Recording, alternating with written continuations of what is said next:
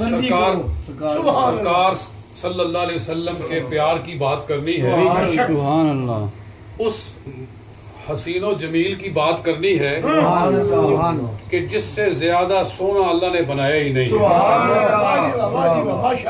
اتنا حسین بنایا ہے، اتنا پیارا بنایا ہے کہ اللہ قرآن میں اس کی قسمیں یاد فرماتا ہے۔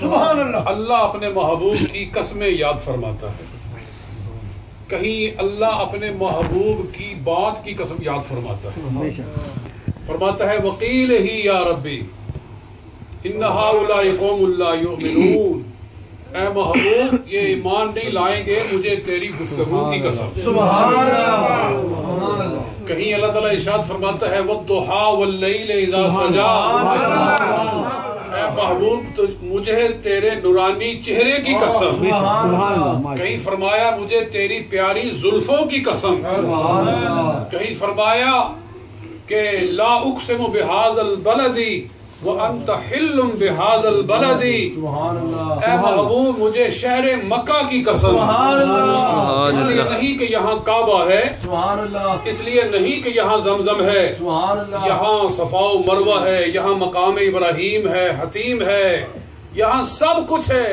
مگر قسم اس لیے کہ انت حل بہذا البلد، اے محبوب اس شہر میں تو چلتا پھرتا ہے، اس شہر کی خاک نے تیرے تلووں کو بوسہ دیا ہے، اس لیے میں اس شہر کی قسم یاد فرماتا ہوں۔ حتیٰ کہ علامہ قسطلانی نے، احمد بن محمد قسطلانی شارح بخاری المواہب الدنیا میں قول نقل کرتے ہیں حضرت فاروق اعظم رضی اللہ تعالی عنہ کا، کہ حضرت فاروق اعظم نے عرض کیا سرکار کی بارگاہ میں کہ لقد بالغ قدرک عند اللہ بحال انہ اقسم بتراب قدمیک یا رسول اللہ، یا رسول اللہ خدا کے ہاں آپ کی قدر و منزلت یہ ہے کہ خدا آپ کے قدموں سے لگنے والی خاک کی قسم۔ سبحان اللہ، نعرہ تکبیر، نعرہ رسالت، نعرہ رسالت۔ پہلے بھی ایک مرتبہ بات ہوئی تھی کہ پورے قرآن میں اللہ نے کہیں نہیں فرمایا کہ مجھے آسمان کا رب ہونے کی قسم، پورے قرآن میں کہیں اللہ نے نہیں فرمایا مجھے زمین کا رب ہونے کی قسم، مجھے چاند کا رب ہونے کی قسم، مجھے سورج کا رب ہونے کی قسم، مجھے سارے جہان کا رب ہونے کی قسم، مجھے سارے نبیوں کا رب ہونے کی قسم، کہیں خدا نے یہ قسم یاد فرمائی ہے؟ نہیں، ہاں یہ قسم یاد فرمائی ہے فلا وربک، اے محبوب مجھے تیرا رب ہونے کی قسم، فلا وربک، مجھے قسم ہے اس بات کی کہ میں تیرا رب ہوں۔ کیوں؟ اس لیے کہ اللہ نے بے شک زمین بھی بنائی ہے، آسمان بھی بنایا ہے، سارا جہان بنایا ہے، سارے رسول بنائے ہیں، سارے نبی بنائے ہیں، اولیاء بنائے ہیں، اصفیاء بنائے ہیں، شہداء بنائے ہیں، مگر اللہ تعالیٰ نے ان ساری خوبیوں کو ایک جا کر کے اپنا محبوب بنایا۔ علماء فرماتے ہیں اللہ تعالیٰ نے 18,000 مخلوق پیدا کی، 18,000 جہان بنائے، پھر اللہ نے چاہا کہ یہ سارے جو 18,000 جہان ہیں ان سب کے حسن و جمال کو، جو خوبیاں اللہ نے جو خوبیاں اللہ نے فرشتوں میں رکھی ہیں، جو خوبیاں حوروں میں رکھی ہیں، جو خوبیاں جمادات میں رکھی ہیں، نباتات میں رکھی ہیں، ہواؤں فضاؤں میں رکھی ہیں، ان ساری خوبیوں کو ایک جگہ پر اکٹھا کیا جائے، ایک نقطے میں جمع کیا جائے تو اللہ نے انسان بنایا۔ کیا بنایا؟ انسان۔ فرمایا لقد خلقنا الانسان فی احسن تقویم، ہم نے انسان کو سب سے پیاری صورت میں بنایا۔ وَلَقَدْ كَرَّمْنَا بَنِي آدَمَ، ہم نے انسان کو سارے جہان سے مکرم بنایا۔ اللہ تعالیٰ نے 18,000 مخلوق کے حسن و جمال کو، 18,000 مخلوق کی خوبیوں کو اکٹھا کر کے انسان کے نقطے میں جمع کر دیا۔ پھر انسان بھی ایک جہان ہے، انسان بھی ایک جہان ہے، ایک عالم انسانیت ہے، ایک جہان بشریت ہے۔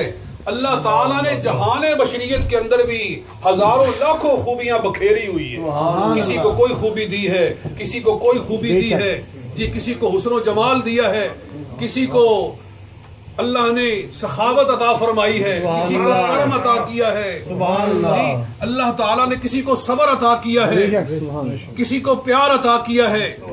انسانوں کے اندر اللہ تعالیٰ نے ظاہری باطنی ہر طرح کی خوبیاں رکھی ہوئی ہے، پھیلائی ہوئی ہے۔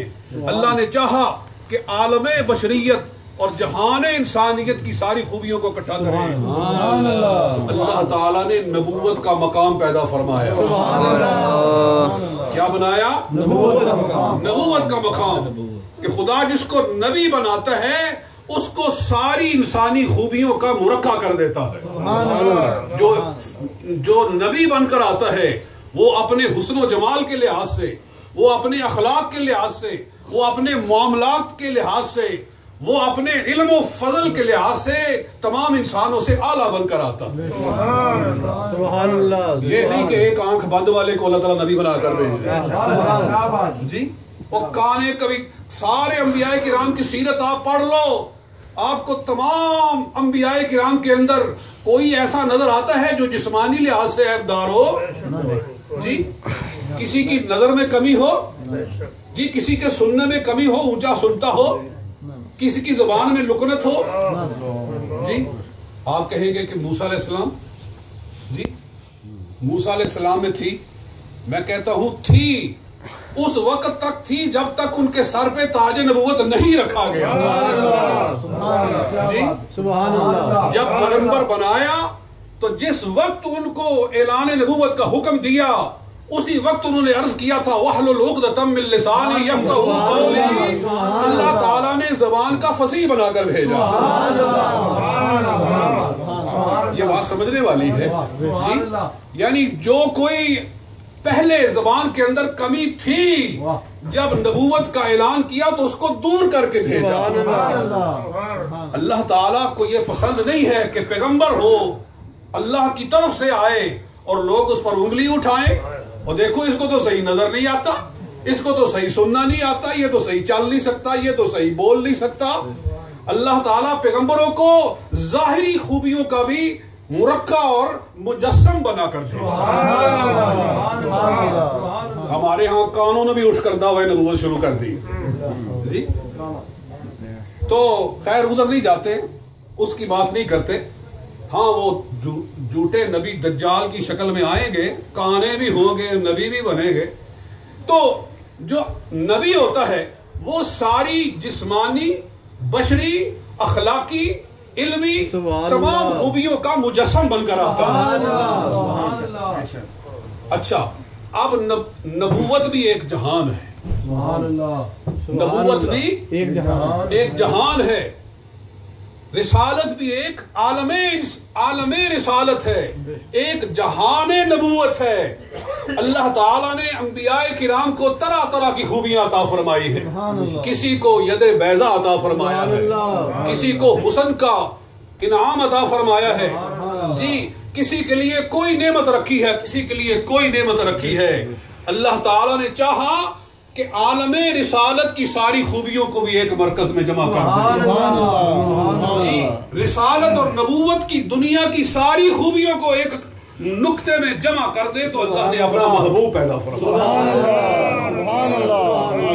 اس لیے اللہ اپنے محبوب کا رب ہونے کی قسم یاد فرمایا، فلا وربک کا مجھے قسم ہے اس بات کی کہ میں تیرا رب ہوں۔ اس لیے اللہ فرماتے ہیں کہ وہی رب ہے جس نے تجھ کو ہمتاً کرم بنایا۔ سارے بولو وہی رب ہے جس نے تجھ کو ہمتاً کرم بنایا، ہمیں بھیک مانگنے کو تیرا واسطہ بتایا، تجھے حمد ہے خدا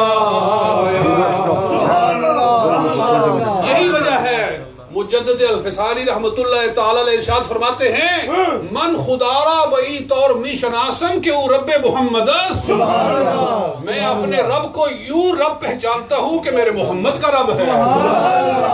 नारे तकबीर, नारे रिसालत, उलमाए अहले सुन्नत जिंदाबाद। यहाँ बड़े प्यार का एक नुक्ता है, कुर्बान जाएं। माशाल्लाह। अल्लाह ताला अपना तारुफ इसीलिए करवाता है जाको तो अपने हबीब के जरिए करवाता है। अल्लाह अपने महबूब के जरिए अपना तारुफ करवाता है। वो कहता है मैं कौन हूँ, मैं रब हूँ। मैं अपना तारुफ किस लिहाज से, किस अंदाज से करवाता हूँ। फरमाता है हुवल्लज़ी अरसल रसूलहू बिल हुदा व दीनिल हक़, मैं वो खुदा हूँ जिसने मोहम्मद जैसा रसूल भेजा।